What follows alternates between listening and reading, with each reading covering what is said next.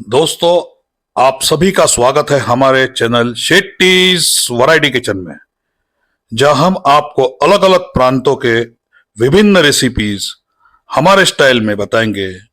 तो बढ़ते हैं हम आज की रेसिपी की ओर। आज तुमच्यासाठी घेऊन आलो आहोत आम्ही एक आगळी वेगळी शेवगांच्या शेंगांची आमटी।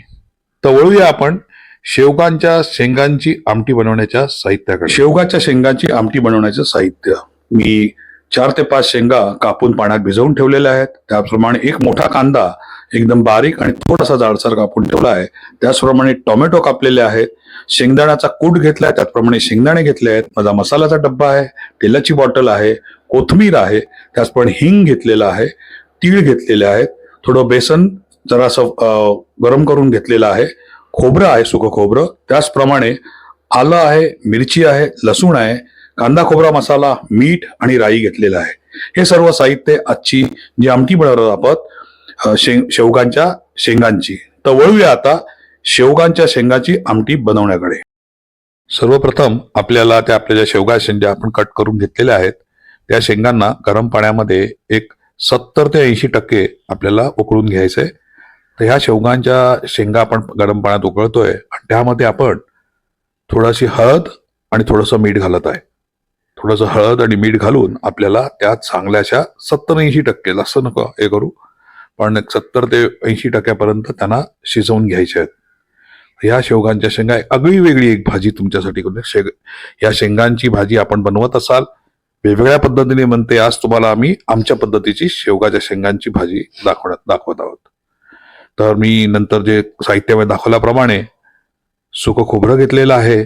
थोडं सुकं खोबरं आपण त्याला रोस्ट करून घेऊया फ्राय पॅनच्या वरती। हे बघा, फ्राय पॅनवर थोडंसं खोबरं घेतलेलं आहे मी।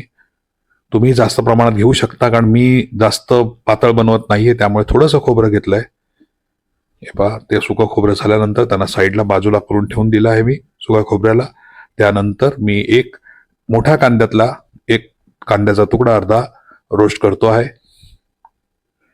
तुम्ही जास्तही घेऊ शकता, पण मी थोडीशी दाट करतो आहे, जास्त पातळ करत नाहीये। म्हणून अगर तुम्हाला पातळ पाहिजे तर वाटण जरा जास्त लागेल, तर त्यावेळेला वाटण थोडं जास्त घ्या। मी कांदा पण बाजूला काढून घेतलेला आहे। त्याच्यानंतर थोडे शेंगदाणे मी रोस्ट करतो आहे। थोडे आधीच ग्राइंड करून ठेवलेले आहे, शेंगदाण्याचा कूट करून ठेवलेला आहे। हे शेंगदाणे मी तुम्हाला थोडेसे रोस्ट करून या शेंगदाण्यांना आपण बाजूला काढून ठेवून देऊया। त्यानंतर आपण जे तीळ घेतलेले आहेत ते साहित्यात दाखवलेलं आहे मी ते सर्व आपण पदार्थ रोस्ट करून घेत आहोत। शेंगदाणे आणि तीळ हे दोन्ही व्यवस्थित आपण रोस्ट करून घेतोय। नंतर आपल्याला ह्या सर्वांचा मसाला बनवायचा आहे। आम्ही हे पण साईडला काढून घेतलेले आहे। कांदे आहेत, त्याप्रमाणे शेंगदाणे, तीळ या सर्वांचं जे मिश्रण आपण घेतलेलं आहे त्याला आपण चांगलंसं मिक्सरमध्ये ग्राइंड करून घ्यायचं आहे आपल्याला। हे पहा, चांगलंसं मिक्सरमध्ये आपण त्याला चांगलंसं ग्राइंड करून घेऊया। मसाला हा एकदम पातळ झाला पाहिजे। जेवढा मसाला पातळ तेवढासा जरा टेस्ट त्या आपल्या रश्याला चांगली येईल।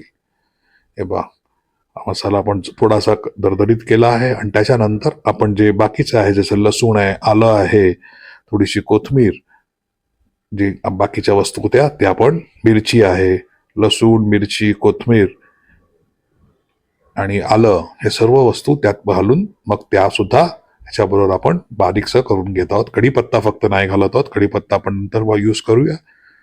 बाकीचं मी दाखवलं बघा, थोडीशी कोथिंबीर। एक आगळ्या वेगळ्या पद्धतीची भाजी मी तुम्हाला आज दाखवत आहे। थोडीशी वेगळी, मी नेहमी सांगत असतो शेट्टीज व्हरायटी किचन मी थोडीशी वेगळ्या पद्धतीने दाखवतो, परंतु टेस्टची नक्की गॅरंटी असते। हा पहा, माझा मसाला सुंदर मसाला झालाय पहा। हे पहा, तुम्ही पाहू शकता। आता ही या शेंगामध्ये माझी थोडीशी हळद जास्त झाली आहे, त्यामुळे जरा पिवळसर कलर आला आहे। तुम्ही थोडंसं हळद कमी घालू शकता। थोडासा माझ्या हाताने जरा जास्त पडली आहे हळद, त्यामुळे आपल्या ग्रेव्हीला थोडासा पिवळा कलर येण्याची शक्यता आहे। त्यामुळे तुम्ही जेव्हा कराल तेव्हा हळद त्या पाण्यात थोडीशी कमी घाला। आता आपण आमटीकडे वळूया। पहिलं मी कढईमध्ये तेल आणि मोहरी म्हणजे राई घेतली आहे।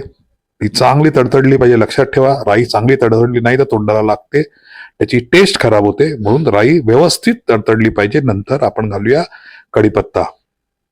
हा बा, कढीपत्ता पण छानसा तडतडायला लागलेला आहे. ही एक आगळी वेगळ्या पद्धतीची, परत एकदा सांगतो, आगळ्या वेगळ्या पद्धती याप्रमाणे एकदा करून पहा. आता जो उरलेला कांदा होता तुम्ही सांगितलं कट करून ठेवलेला साईडला, तो पण आपण आता ह्यामध्ये घालू. हे पहा, चांगला असं त्याला पण तेलामध्ये आपण भाजतो आहोत.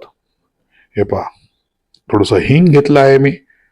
हे पहा, कोण कोण डायरेक्ट हिंग घालतं, मी नाही घालत कारण मग ते जळून जातं. त्यापेक्षा मी थोडासा कांदा यूज करून नंतर मग हिंग घालतो, कारण हिंगाचा एक सुगंध आला पाहिजे. जळला की मग ते आपली जी आमटी असो, भाजी असो किंवा तडका असो, त्याची चव बेचव होऊन जाते.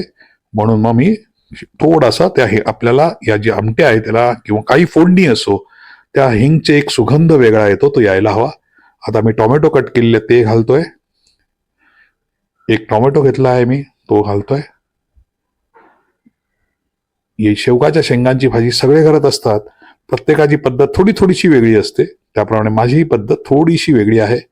थोडंसं मीठ घातलंय की ज्याच्यामुळे टोमॅटो असो आणि किंवा कांदा असो, तो जरासा चांगला लवकर शिजतो. त्यामुळे आपण नेहमी, मी तुम्हाला आधीही सांगितलं आहे की थोडंसं मीठ घालायचं, त्यामुळे कांदा असो टोमॅटो असो तो जरासा शिजतो.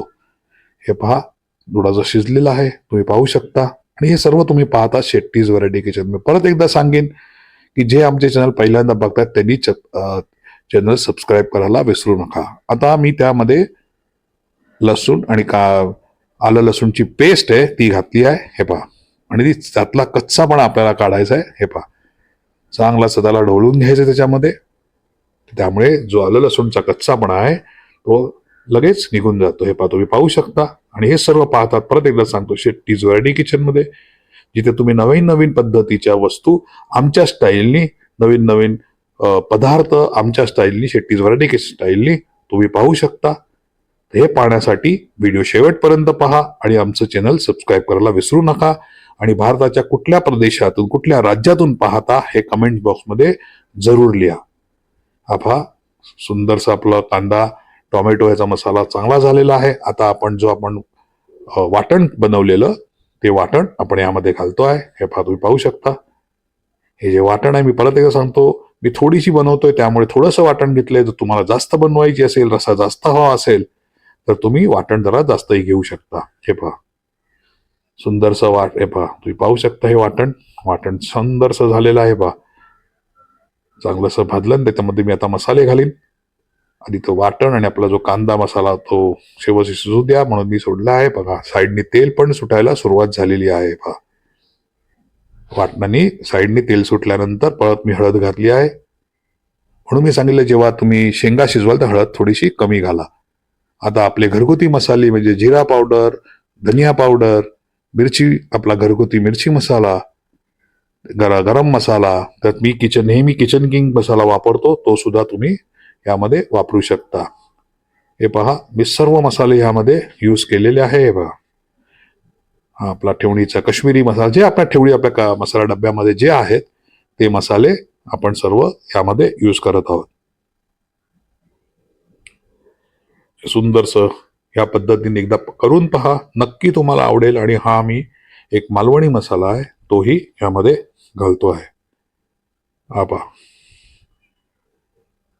मालवणी मसाला तुम्ही नसेल तर आपला घरगुती मसाला तुम्ही घालू शकता.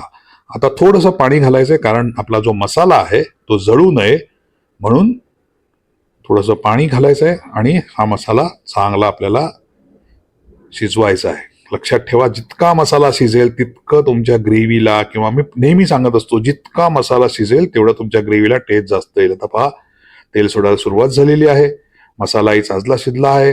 आता मी त्या ज्या शिजवलेल्या शेंगा आहेत त्या यामध्ये घालत आहे.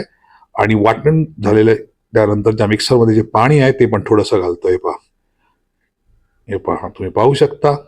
या शेंगा आणि जो हा आपला मसाला आहे त्यांना थोडंसं एकत्र मिक्स करतो आहे. पहा, तुम्ही पाहू शकता. आणि थोडंसं पाणी घालतोय, कारण मसाला चिटकू नये म्हणून थोडंसं पाणी घालून त्या शेंगांमध्ये हे आपला मसाला रुजला पाहिजे, त्यासाठी मी आधी थोडासा मसाला घालून हे करतोय. तर तुम्ही पाहू शकता. हा बघा, आता मी मीठ घातलेलं आहे. हे पहा, चवीपुरतं मीठ. आणि जो शेंगदाण्याचा कूट होता, जो मी सांगितलं ना सुरुवातीला की तुम्हाला कूट साईडला ठेवून द्यायचा आहे, तो कूट मी यामध्ये घालतोय. आपण शेंगदाणे मिक्सरमध्ये पण घेतलेले आणि शेंगदाण्याचा कूट जो होता तो आपण ह्यामध्ये घालतोय. हे पहा. आणि हा आपला मी आधीच सांगितलंय की मी थोडीशी बनवतोय, त्यामुळे माझं वाटण मी थोडंसं कमी घेतलेलं आहे. जर तुम्हाला जास्त बनवायची असेल तर वाटण जास्त घ्या. हे पहा, सुंदरसं यांचं मिश्रण झालेलं आहे. त्यांना मी ढवळतोय व्यवस्थितरित्या. शिजू द्या व्यवस्थितरित्या. शेंगा पण 70 ते 80% आपण घेतलेल्या आहेत. 70 ते 80% घेतलेल्या आहेत शेंगा. आणि आता घालूया पाणी. जितकं तुम्हाला पातळ हवं असेल तेवढं घ्या. मी जास्त पातळ करणार नाहीये, कारण माझं वाटण हे थोडं कमी आहे, त्यामुळे मी जास्त पातळ नाही करणार आहे. हे पहा, तुम्ही पाहू शकता. परत एकदा सांगतो, हे सर्व तुम्ही पाहतात फक्त आणि फक्त शेट्टीज व्हरायटी किचनवर.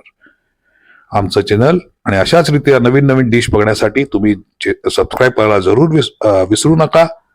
आणि व्हिडिओ शेवटपर्यंत पहा आणि ह्या प्रकारचे पदार्थ घरी करून बघा. सोपी इझी पद्धत तुमच्यासाठी, थोड्या वेगळ्या पद्धतीची पण टेस्टची गॅरंटी असेल. हे पहा, तुम्ही पाहू शकता किती छानसा उकळ आलेली आहे. आता वर मी थोडंसं कोथिंबीर घालतोय. पहा, हे पहा, थोडीशी कोथिंबीर घातली वरती मी. हे पहा, ही आगळी वेगळी पद्धत, थोडीशी वेगळी पद्धत आहे.